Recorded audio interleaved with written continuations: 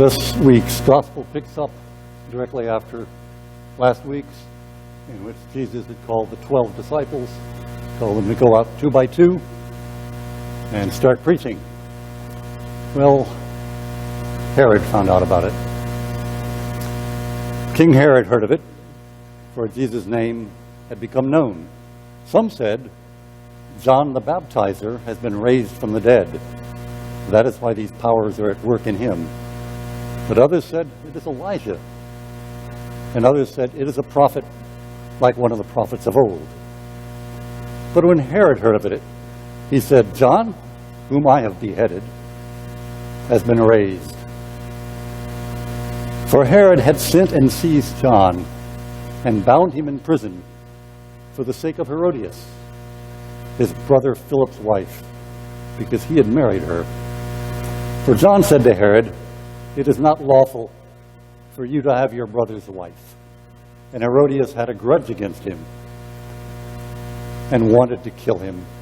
But she could not, for Herod feared John, knowing that he was a righteous and holy man, and kept him safe.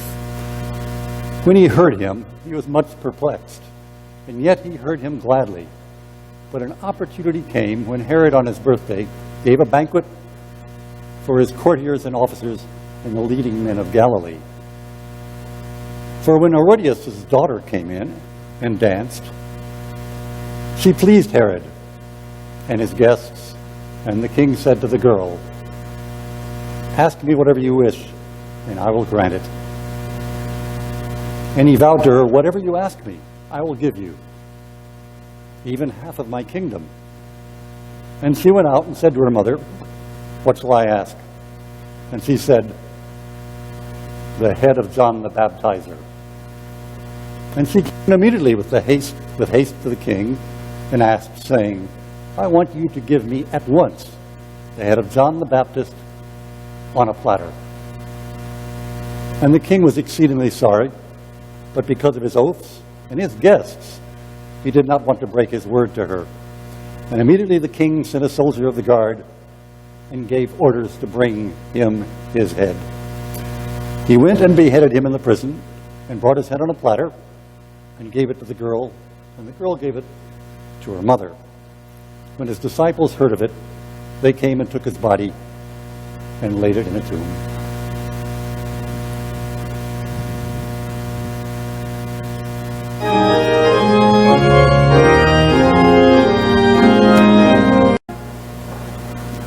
I have it on good authority you couldn't hear me.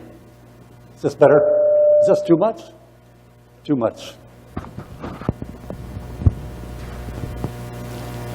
We'll try this. Okay? Tell me, which is it?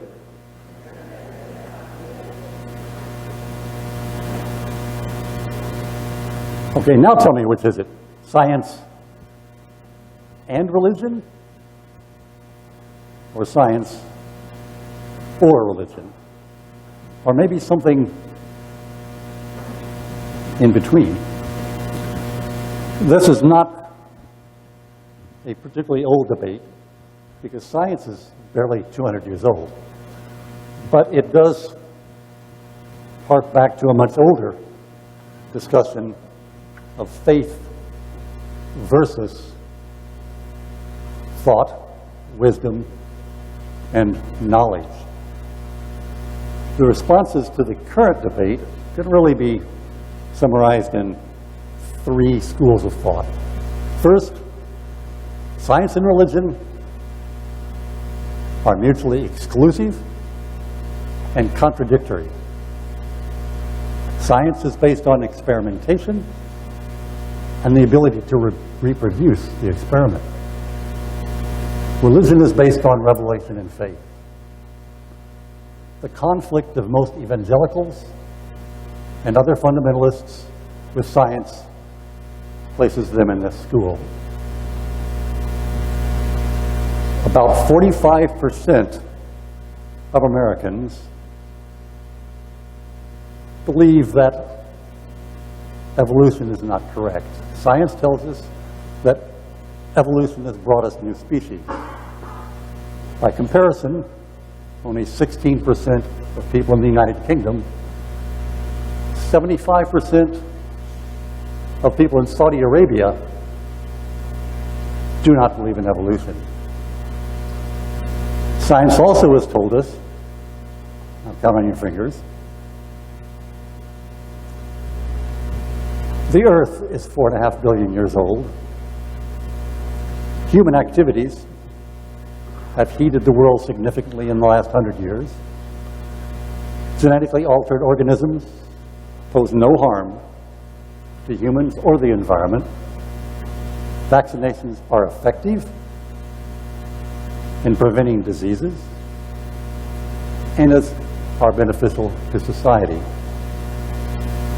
And the tobacco kills.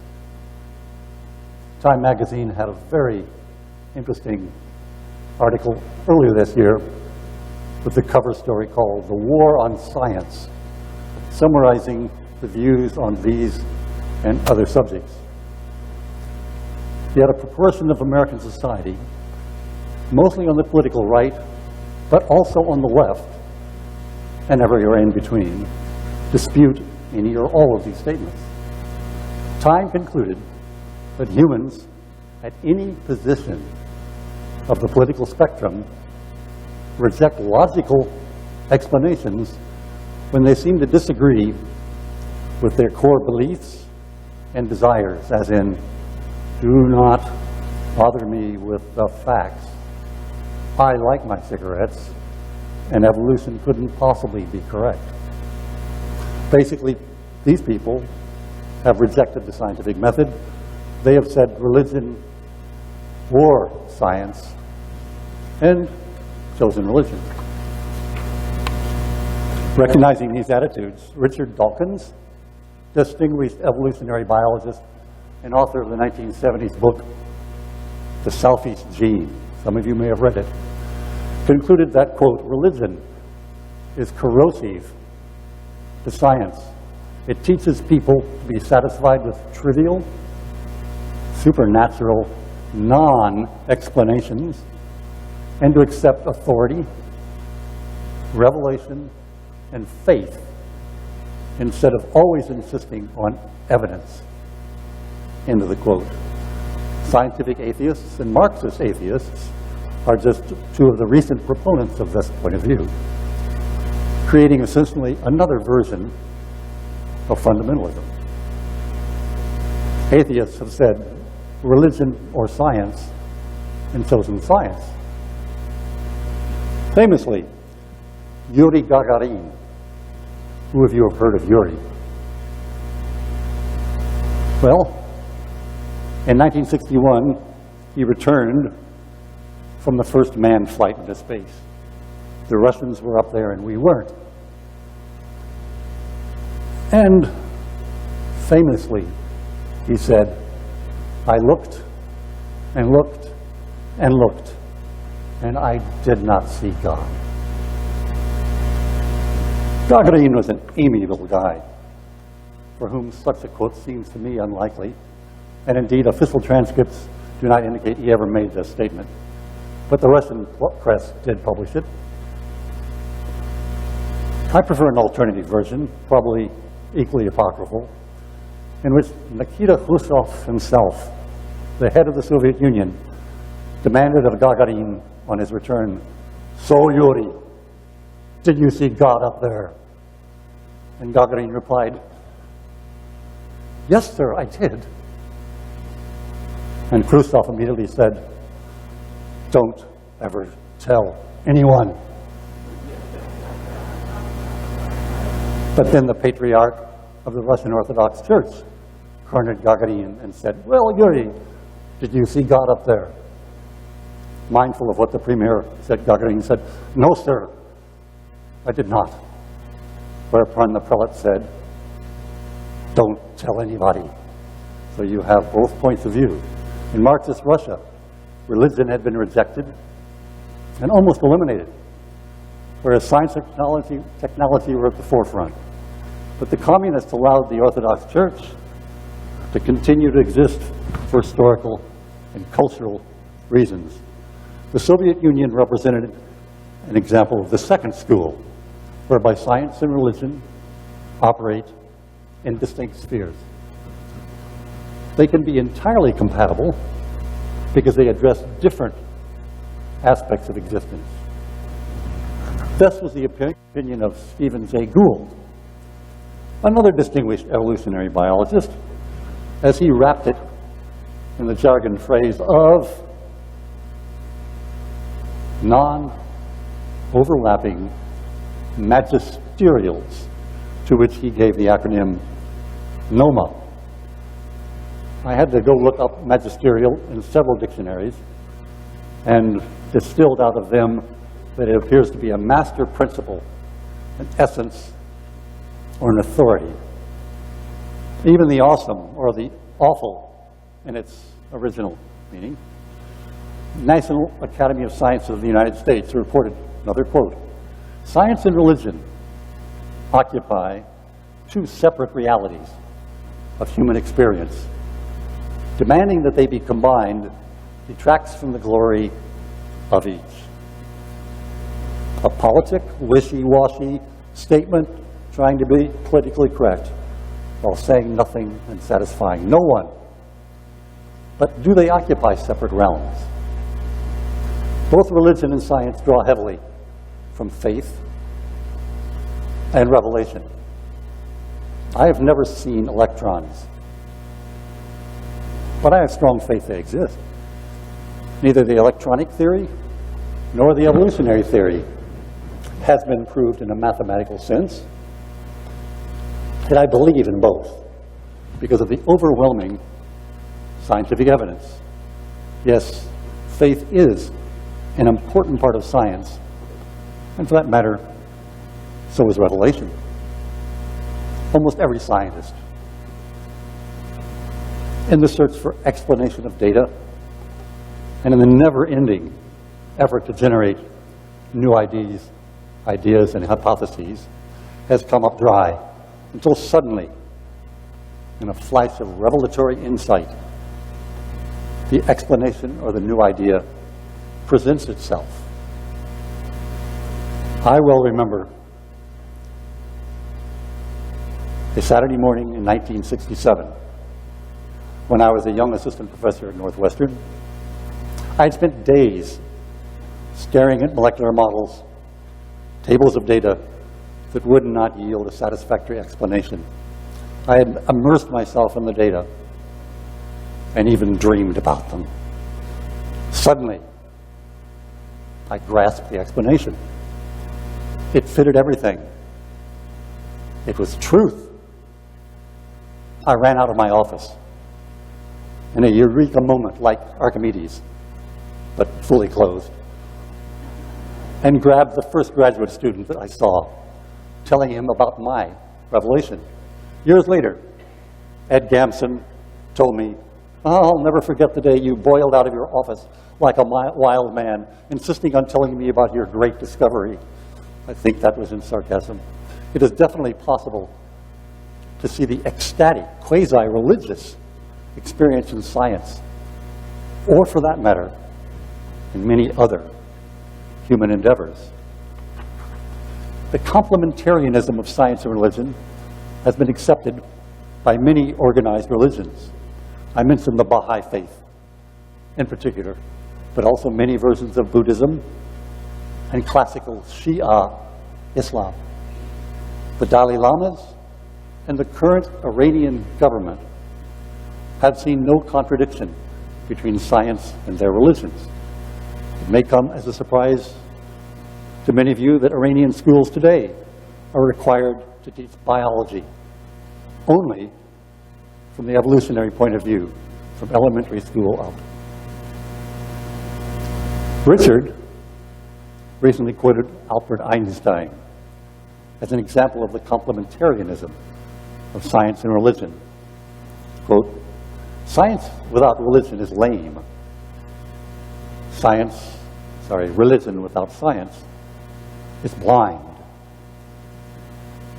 A good quotation, but Einstein was an acknowledged agnostic. So let me mention an equally or even more famous and distinguished religious scientist, Michael Faraday. How many of you have heard of Michael Faraday? I think most of you. Some of you whose arms don't work may still. Well, Michael Hart ranked him number 23 in his book, The 100, a ranking of the most influential persons in history. During the mid-1800s, Faraday basically invented electricity and electronics, on which all of modern civilization is based. That is Michael Faraday. Today you find him on the front of the 20-pound note in the UK. They appreciate him. His discoveries are possibly as profound as any ever made. And he was a very religious man. He also was an unschooled man who had little formal education and whose father was a blacksmith. Faraday belonged to a peculiar sect, a derivative of Presbyterianism, called the Sandemanian Church. He was an elder and a deacon in the church and frequently gave sermons. Every Friday evening in London for years, he presented a lecture to the general public on any aspect of science, and they were always exceedingly well attended. His fame during his life was rock star level, yet he refused his queen's offer of a knighthood on the basis of religious humility. He refused his government's request during the Crimean War to develop poison gases on ethical grounds. Faraday claimed to espouse my second school of thought, writing, quote, "In my intercourse with my fellow creatures, that which is religious and that which is philosophical have ever been distinct things." And keep in mind, in the 1840s, science was called natural philosophy. The love of wisdom, that's what philosophy means, the love of wisdom of nature. Yet it is Faraday who coined the nearly Shakespearean line, quote, "The book of nature, which we have to read, is written by the finger of God." He also wrote, quote, "The beauty of electricity, or of any other force, is not that the power is mysterious and unexpected, but that it is under law, and that the taught intellect can even now govern it." It is this deeply felt religious belief, bordering on the hubris, that encouraged Faraday to seek the nature of the unified forces of electricity, magnetism, and gravity. He carried out science as Bach wrote music for the greater glory of God. Remember that Faraday's American contemporary, the artist Samuel F.B. Morse, when he transmitted the first long-distance telegraphic message, quoted the book of Numbers and said, "What hath God wrought? Not what hath Morse or man wrought." Faraday is the perfect model of the person who felt his science was an exploration of the mysteries of God, and he is well worth remembering whenever the lazy intellectual denies all divinity. Thank you.